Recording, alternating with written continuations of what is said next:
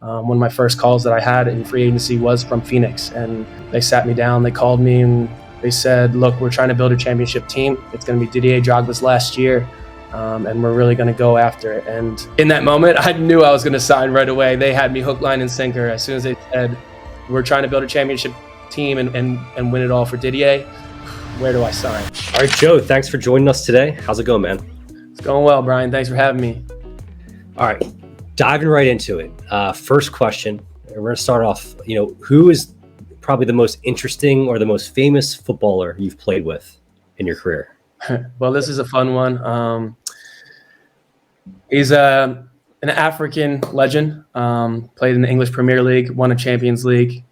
He's a well-known name in the world of football, and it's Didier Drogba. I had the pleasure of, in 2018, being his teammate for the full season with Phoenix Rising. So I was lucky enough to get a call to join Phoenix and join Didier in his last hurrah, his last go at it. And it was his final season. He retired at the end of the year, but it was a joy. It was a blast, and it's something that I'll always remember, and something that I'm going to pass down to my kids, my grandkids, and it's really a joy to know him as a person, and to share the locker room with him was something incredible. I learned tremendous lessons from him, his work ethic, his the way that he carried himself as a man, even outside the locker room. He's really, really well respected in the game of football, but even beyond the game of football, he's well known. He's well respected, and he has that personality that he was a star, and he never was that, like, you think of a superstar and you never really know what to expect. Sure. But he was just a normal person who carried himself to the highest degree, and that's what got him to where he was. That's what got him to the Champions League final, to the Champions League trophy, to the English Premier Leagues, all that. So he's really a person that you can look up to and be a role model. And he was my role model before I even met him, and then meeting him, it even escalated even beyond that. I'm someone I'm glad to call a friend. So you're wearing Pittsburgh Riverhounds jersey right now. You play for the Riverhounds currently. You're a defender. Now that was with Phoenix Rising. So just so our audience knows, what years were you there? Absolutely. With Didier?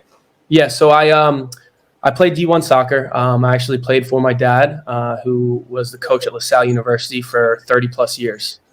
So I played 4 years for my father at LaSalle, graduated, did a few combines here and there, not the MLS combine, but there's some other combines here and there.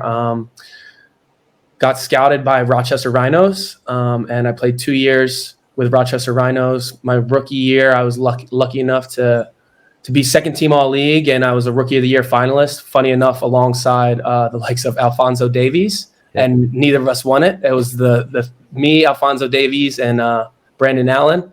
And Brandon Allen ended up scoring about 20 goals or so for New York Red Bull 2 that year. So he took home the Rookie of the Year trophy. But funny enough, Alphonso Davies, he was probably at 17 at the age, was right alongside me.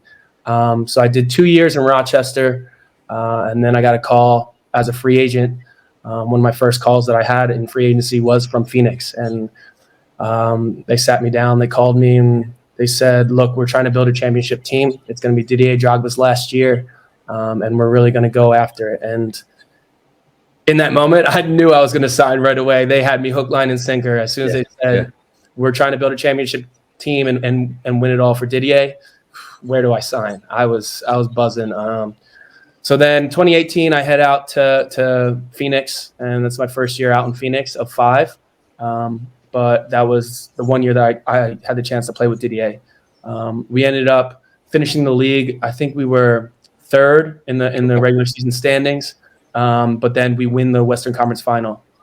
So we win a trophy, and we play in the USL Championship game, and we were unfortunate. We fell 1-0 away at Louisville in a hard-fought, cold standard cup game where it was they scored off a free kick, and we had chances off free kicks, but other than that, it was scratch and claw. It was not much in the game. It was a very tight cup match, which is kind of what you expect when it comes playoff time. Let's talk about USL Championship. Let's talk about second division of US soccer. Yeah. And Didier Drogba playing for Phoenix Rising, Alphonso Davies, as a youngster playing for, I guess, Vancouver's second team at the time. Second team at the time. That's like a crazy, Didier and Alfonso starting his career, Drogba on the other end. Something that might only happen in the USL Championship or only in American soccer right now. Like, it's crazy to see, the two ends of it. Talk a little bit about what the second division of American soccer is like, where it's come from, and your experience playing in it. Well, certainly, like you said, have been names on either end of the spectrum. There's a lot of guys that are youngsters they're breaking into their professional careers at the age of 17, 18, like Alphonso Davies and other guys that have Tyler Adams. I played against Tyler Adams a bunch, who was with New York Red Bull too. A lot of those guys who are 17, 18 at the time, and they're getting scouted by the MLS, but they're also not quite ready to perform at the level of the MLS, so they get a chance in the USL. Alongside with the other end of the spectrum, with Phoenix Rising in particular, they had the year before I got there, they had Sean Wright Phillips, EPL legend. They had Peter Ramage, played in the EPL. Jordan Stewart, who played in the EPL. Joe Cole was with the Tampa Bay Rowdies for a number of years, and I had a chance to play against him once or twice. So you do get to see kind of both ends of that spectrum, right? The of that spectrum. You see the talented guys that are winding down their careers, but also the youthful, talented guys that are coming up. And in between, the level is very competitive. With Phoenix, there's been so many times that we brought in MLS guys as loanees coming down to get games.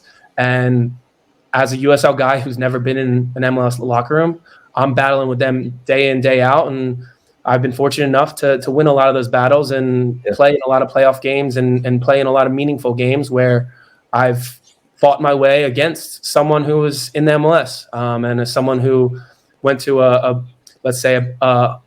more highly touted college than I, or even skipped college and went directly to the MLS, things along those lines. So the avenue of the USL has been continuing to get better and better each year.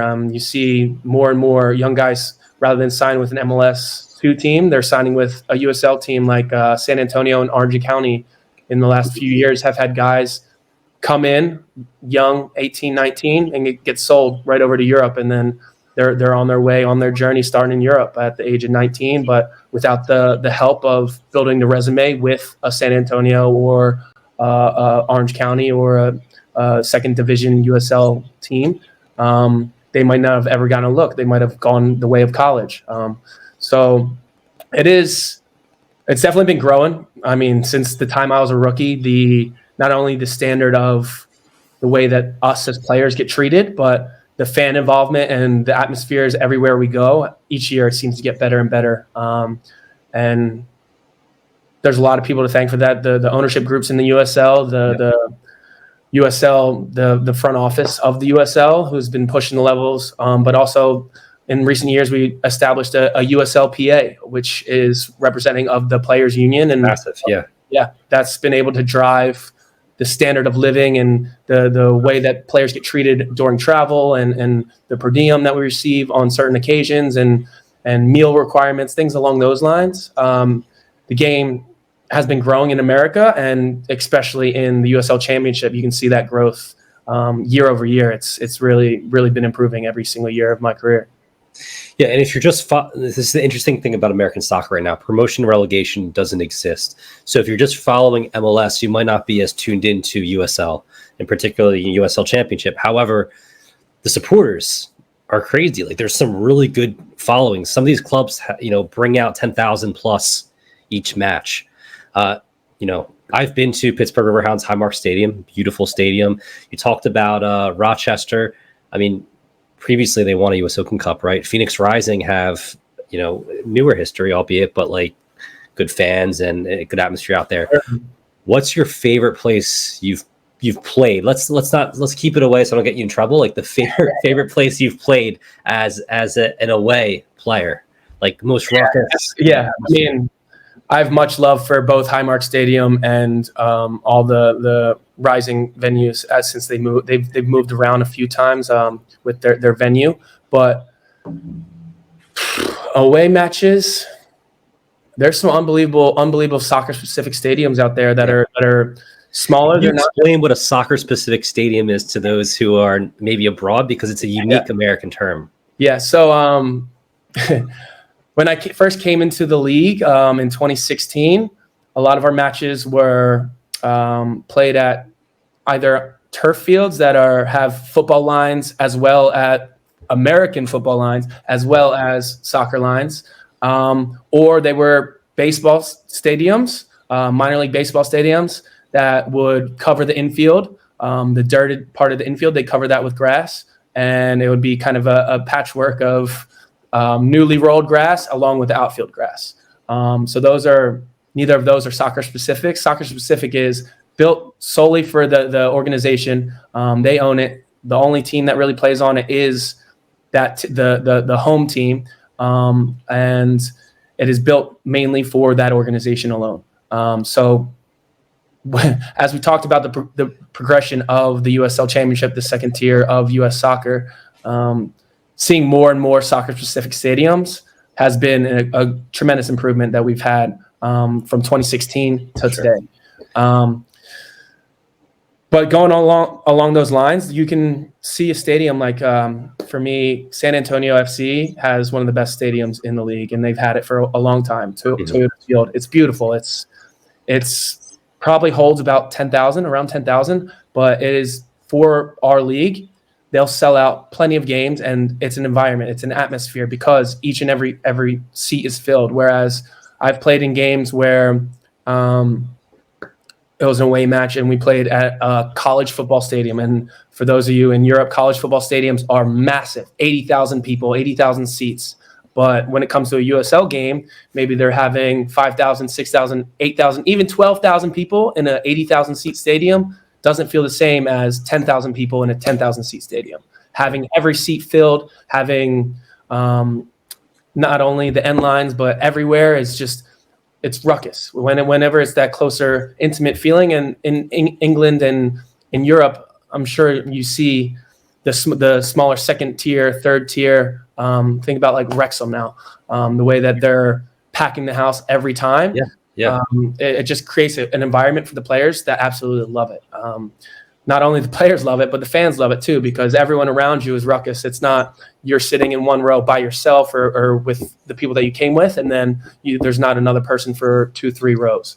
This way, every seat's filled. It's amazing. And for me, San Antonio, as an away match, San Antonio is always a fun one. Hot and humid as can be, but man, they do a good job putting fans in the seats, and it's a very like close stadium. Whereas like some of the other stadiums, like Tampa Bay Rowdies, they have a very fun atmosphere too, but it's not as close as San Antonio's, because they have the two ends are kind of open, because it's a former baseball pitch, a former baseball field.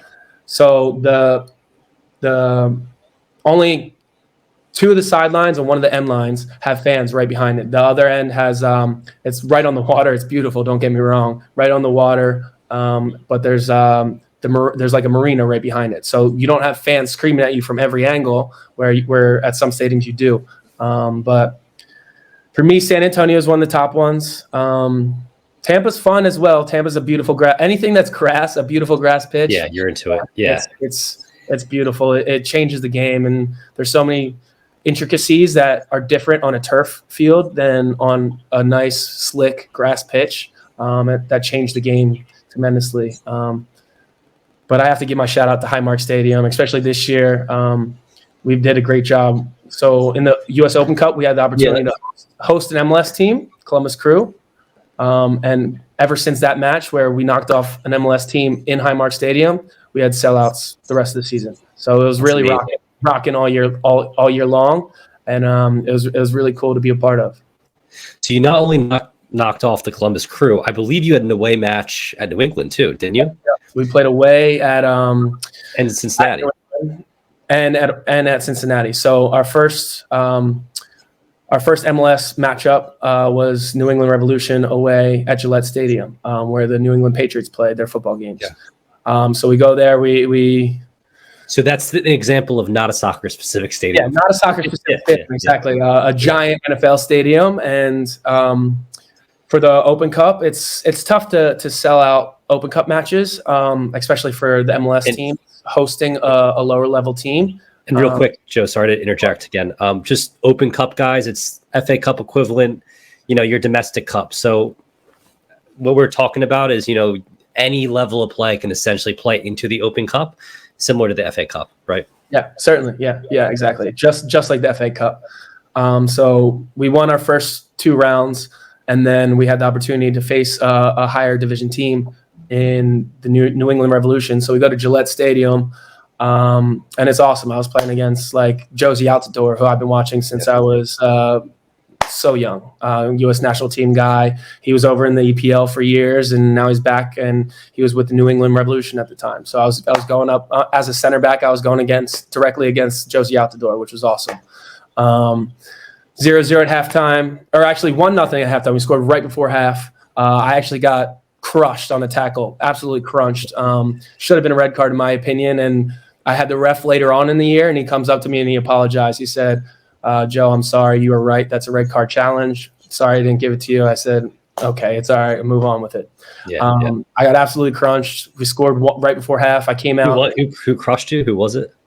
Do you remember? Latif Blessing. Okay. Yeah. He was with the Revs. He was with Kansas City for a bunch of years, and then LAFC for a bunch of years as well. LAFC too, yeah. And he was like coming in. We were right outside our 18, and he was coming in to kind of take a shot, but he lunged for it, and he missed the ball, and he came studs right on my shin, and I couldn't walk for about 4 days. Wow. But anyway, we won that match 1-0, and then the US Open Cup has a draw for which team hosts. The draw came out, and we were hosting Columbus Crew next round. They're coming into the stadium. I'm still injured from the Revs game, but it was a packed house, absolutely packed house. Everyone was Columbus. For those of you who don't know, is very close to Pittsburgh. It's one of the closest MLS stadiums to Pittsburgh. So they kind of do it. You're beating me to all the questions. No, it's great. Yeah, keep going. Yeah. So Columbus is one of the closest. They do it when it comes to the Open Cup draw. They do it pretty geographical. So they try and keep you in certain regions, things along those lines, just to limit travel and to keep some of the rivalries and things like that pretty close. So we had Columbus in the first round, and that's probably one of the closest stadiums to us here in Pittsburgh, MLS stadiums. So they had a bit of a away support come, but the place was packed. So we were wearing white, so it was a whiteout. Every fan, they had their white T-shirt on, and everyone had a white towel waving in the air, white flags, everything. So the whole place, it was a whiteout. Everything was wild. All the fans were on the edge of their seats, if not standing, the entire game. And we knocked them off, had the opportunity to knock them off 1-0. So the game finished 1-0. And then our following round, we drew Cincinnati away. And Cincinnati was, at the time, first place in the MLS. And they ended up finishing the season winning the MLS Supporters Shield. Yep. And we ended up finishing the USL season winning the USL Player Shield, which is, for those of you in England or Europe, that is winning the regular season means you would be promoted. If you were in England or if you were in Spain, you'd be promoted to the next division. You're the top of the table all the way through. After 34 games, you won both the East and the Western Conference. You're the best team in the league. So instant promotion. I actually won that twice in the USL. Never been promoted, but that's for. How do you feel about that? Like, we can get to it after the rest of I want you to dive into the atmosphere in Cincinnati and finish up with the US Open Cup. We talk a little bit about promotion relegation too. Yeah. I mean, I wish I had it, because if they had it in the United States, I would have been promoted to MLS twice. So I wish we implemented it in the US, but I mean, I understand the reasoning why the MLS doesn't want to. I mean, it's their business structure, their business model, and at the time that the MLS was organized and kind of started, it didn't make sense to have these lower level teams really in there because the fan capacity wouldn't match the MLS standards. But now, as U.S. soccer grows and the second division grows, I don't see it happening personally because of the MLS almost has like a type monopoly, and it's just not the way of American sports. If you look at the NFL has had those teams and expansion teams come in. The NBA has their set teams and then a few expansion teams come in. But the idea of you win your league, you're the best team in your league, you get to move up to the other league, makes every game that much more important. But I digress. Now they have talked a little bit about promotion relegation amongst USL, haven't they? Yeah, they have. They've thrown it about, and I could see that possibly happening, but it's still a few years down the pipeline. Where if you're in USL League One, you have the opportunity to be promoted to the USL Championship. I see that working, and I see that happening, in my opinion, but not for some time. It's still have to develop the fan bases in some of these smaller cities and in some of these newer, whether it's a new expansion team in the USL Championship or the USL League One. They still have to really derive those fan bases and prove that some of the lower league teams could come up to the USL Championship and not only compete financially, but also have the fans and the support to do so. But as I mentioned, I digress. Back to the Open Cup. The Open Cup was a blast. So the next round, we knocked off 2 MLS teams. The next round, were you playing at this point? Were you back from your injury? So I was back from my injury. So we're in the middle of our season. So the USL Open Cup it's tough to make a run in the Open Cup as well as be very successful in your regular season, in your league season. Take a look at.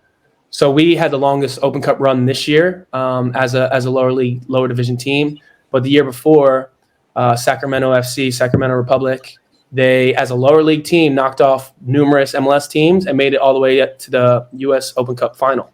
But in doing so, they were about second place in the West at the time the Open Cup started. And because you play a midweek game every other week, it takes a taxing toll on the players, on the travel, all this. It's tough to be competitive in both. So at the time in 2022, at the time when Sac Republic were making their run in the Open Cup, they fell from about second place to about seventh place in the league standings. That's because you have to keep up with your schedule. You'll have injuries. You're resting players in the league matches because you're going up against an MLS team. You have to make certain decisions that way. Yeah. So at this point, when we're pulling up to Cincinnati, I was back healthy just like by only about 10 days or so back in training. And we actually had an opportunity to play Phoenix Rising the weekend before here in Pittsburgh and crushed me. But our head coach made the decision to rest me the Phoenix Rising game. So I wasn't even dressed, wasn't in the 18. But I started that Wednesday away at Cincinnati. So we go to Cincinnati and their stadium's amazing. TQL is one of the funnest places I've played. I was going to say, is that the nicest stadium you've ever played in? I'd imagine, arguably.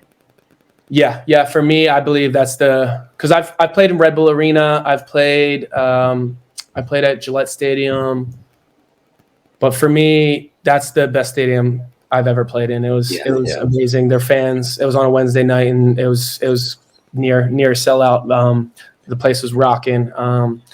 And 0-0 at halftime. They have probably the MLS MVP, Lucho Acosta. We actually decided to put a man on him and just follow him all around the pitch. And the first 10 minutes we didn't, and he was torching us. So we made a tactical change, and we pretty much went man for man on him. And then from there we played a 4-4-1. But their place was awesome. They had they had a great season. So, I mean, the fans were there supporting them. The players were in great form, and we were in good form at the time too. So it was a 0-0, and then it gets to about maybe the 60th minute, and they score a goal, which in my opinion, they had 2 players offsides, but that changed the whole tempo.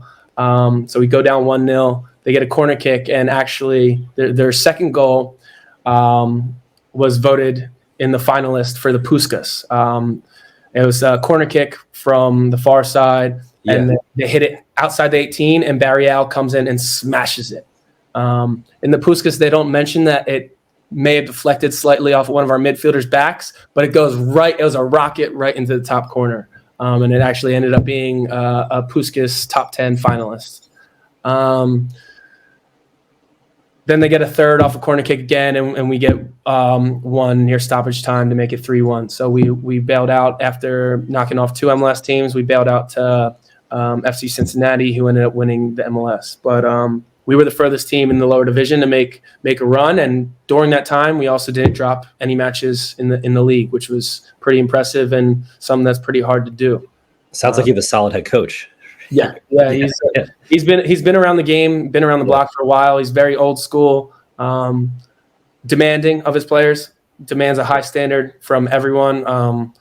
Doesn't matter if you're the first person on the roster or you're the last person on the roster. He demands a high standard, and he wants the best out of everyone, and he's not afraid to tell you what he thinks is the best. But I think that showed kind of the strength of our team, being able to beat MLS teams and compete with these MLS teams and go away twice on Wednesdays, have an MLS team come here on a midweek, and still not drop points on the weekend when it gets to our league matches. We were rotating our squads for both the MLS matches as well as the league matches, squad rotations, and it really proved the depth of our team this year.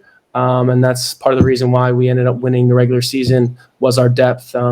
We had players contribute 1 through 24. It was a great year and very good team, very solid team. I remember, personally, I went to the University of Pittsburgh, so I'm familiar with Pittsburgh, been out there. I actually went to the first ever match at Highmark Stadium. I think it was against Harrisburg City Islanders. I remember back when I was back in college. We're a similar age. But my group chat from my friends, my roommates from Pitt, was popping off when you guys are making the run. So even people who, I'm removed. I'm a Union fan. You can see back here on my set here, but we were even excited for the Riverhounds making the run. Yeah. So I remember watching the games, and it was a blast to watch. Yeah, it was. I mean, to be a part of was pretty fun as well. Quite fun. Yeah. So awesome. I mean, that's incredible. So let's talk about a little bit more about your career journey here. Yeah. From LaSalle to Rochester to Phoenix, now to Pittsburgh. Have there ever been times where you've considered going abroad? Has that ever been on, a possibility? Yeah. So for me, after Rochester, I was trying the free agency and seeing what the market looked like. Sure. One of my buddies in Rochester who I played with was from Germany. So he actually connected me with an agent in Germany at the time. So I was speaking with him here and there. But the challenging part as an American going over there is you don't know whether or not you're going to get approved for a visa. I think in order to have a visa, you need to have a descendant that's, I think, within your great-grandparents directly from Europe to have a European visa go through like a breeze. If not, you have to be on the national team's radar or in national camps and things along those lines. Sure. So as a second division team, as a second division player, I was speaking with him, and he said the German agent could have brought me over and went through trials with certain clubs. But at the time, going on trial, you never know what you're going to get. You could be a place for 3 weeks and they like you, but maybe your visa doesn't work. Or you could be a place 2 weeks and they are considering you, but they choose someone else. They choose a domestic player. So going over there, it's always a high risk, high reward. Yeah. You see a lot of these young guys go over there now, but they're more optimistic because they have, let's say, U.S. Youth National Team appearances. Sure. And if you have a certain amount of appearances for the U.S. Youth National Team, you're more likely to get approved for a visa. So those were all things that I considered. And then as soon as I got a call from Phoenix and the story that I mentioned, we want to build a team around Didier, that dream died right away, and I fell in love with Phoenix. And who can blame you? So Didier, let's talk about, are there any stories that stick out about Didier or Any other players? Sean Wright Phillips. Yeah, let's hear some of those. So for me, the one I'll remember my entire life, preseason that first year. I'm coming into preseason, and I had just suffered an ankle injury in the offseason training on my own, playing like a competitive 5-side match with in Philly. There's a place that you can train, and it's very competitive. There's MLS guys, USL guys, high-level D1 guys all come in the offseason, and you run 5 sides for 2 hours long. So going back to my Didier story, I just sprained my ankle in the preseason training on my own, and we were running 5 sides in Philly with, like I said, it was competitive with MLS guys, ex-MLS guys, USL guys, and I happened to sprain my ankle pretty bad. So I'm going into my first preseason with Phoenix, carrying an injury. My ankle looks like a grapefruit. It's massive at this time, but I don't want to be the guy who's coming in as a new player and sitting out the first 2 weeks. So I'm grinding through preseason, and about 2 weeks into preseason, we have a international trip to Quito, Ecuador. Interesting. Okay. Yeah, and not many USL teams have the opportunity to do this.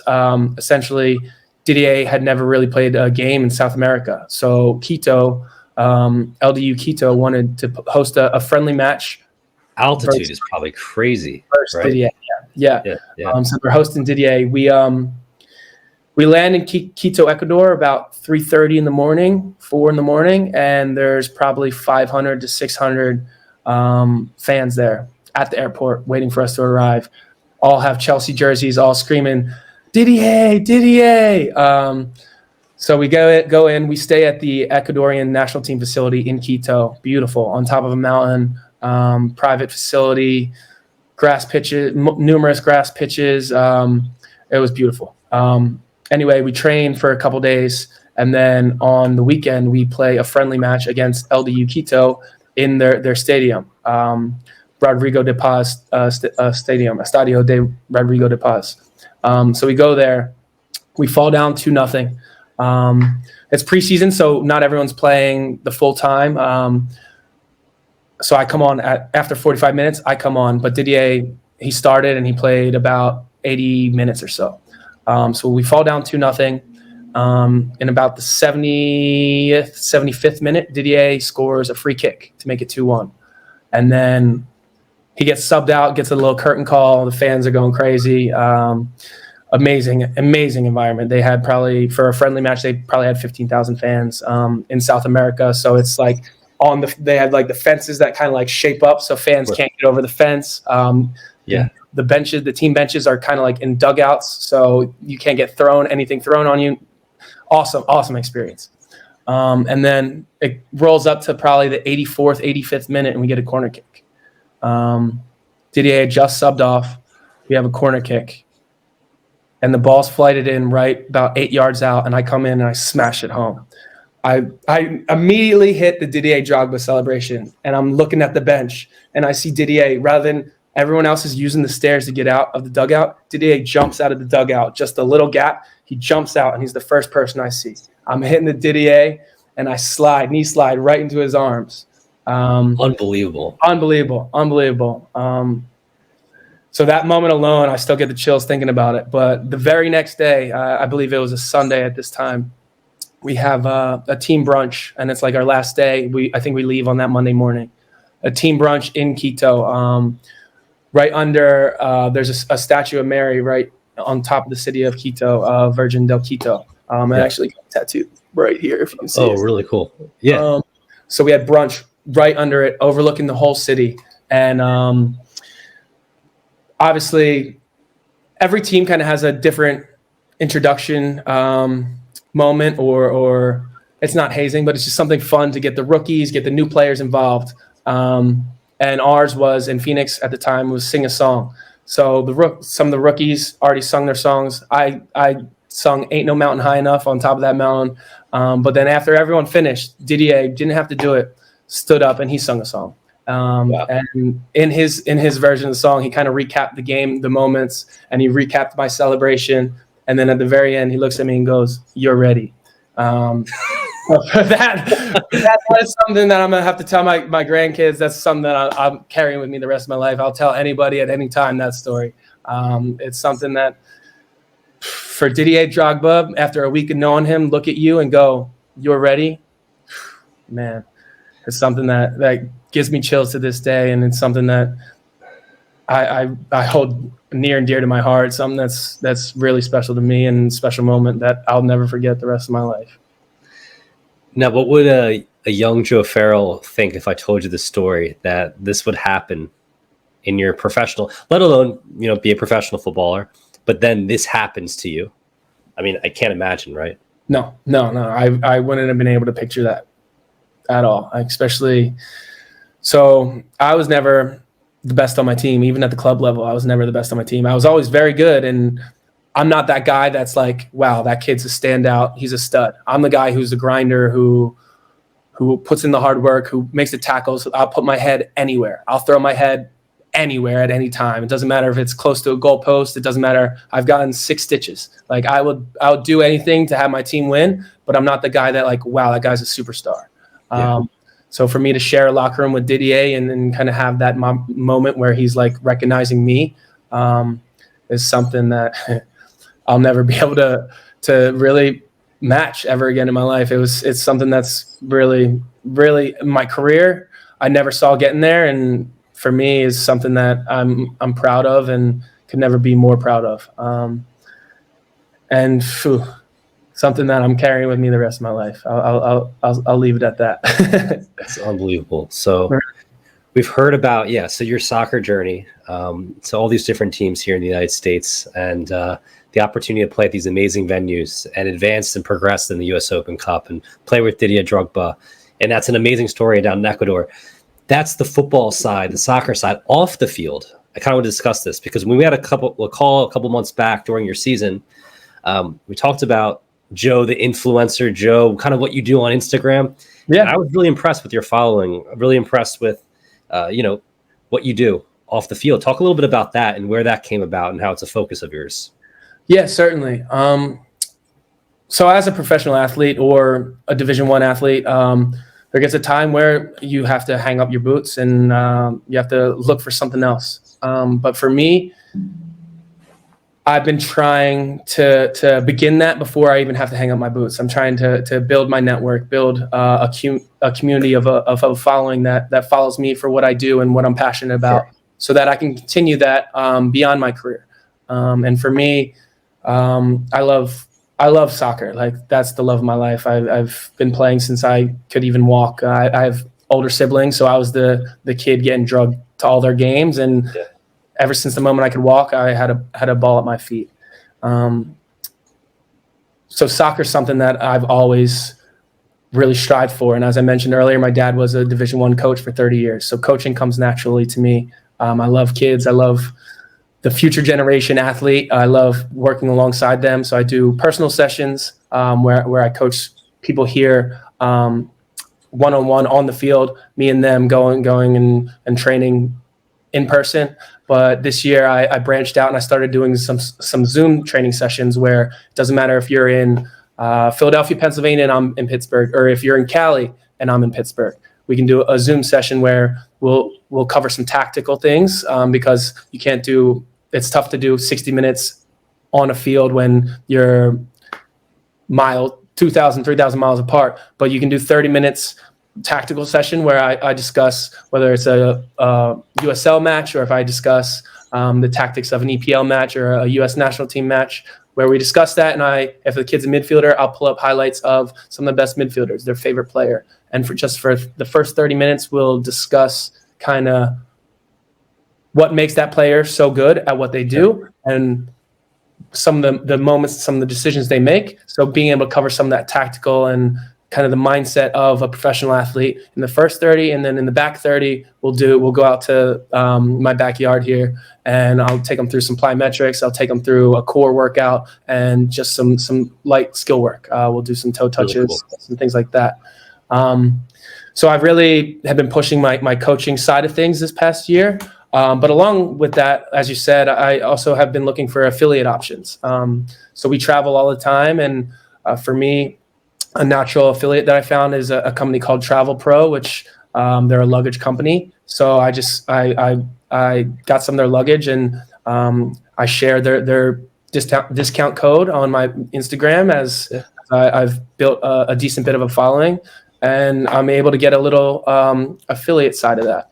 And as a second division, second tier athlete in America, I'm not making the amount of money they're making in Europe. I'll just say it that way. So I'm constantly looking for different avenues and different ways to not only increase my brand, increase my following, but also to make a little side hustle or a little extra cash on the weekends, because we aren't Lionel Messi on millions and millions of dollars. We're not Cristiano Ronaldo on millions and millions of dollars. We do well. We get our housing covered. We get food and we make a solid salary. But there's always room for improvement, and there's always avenues to pursue and to create new revenue streams that not only can help me now, but can help me whenever it is I decide to hang up my boots. I've been focused on that in particularly this year pretty heavily, and that's why I like doing things like this, a podcast where I can just share my experiences.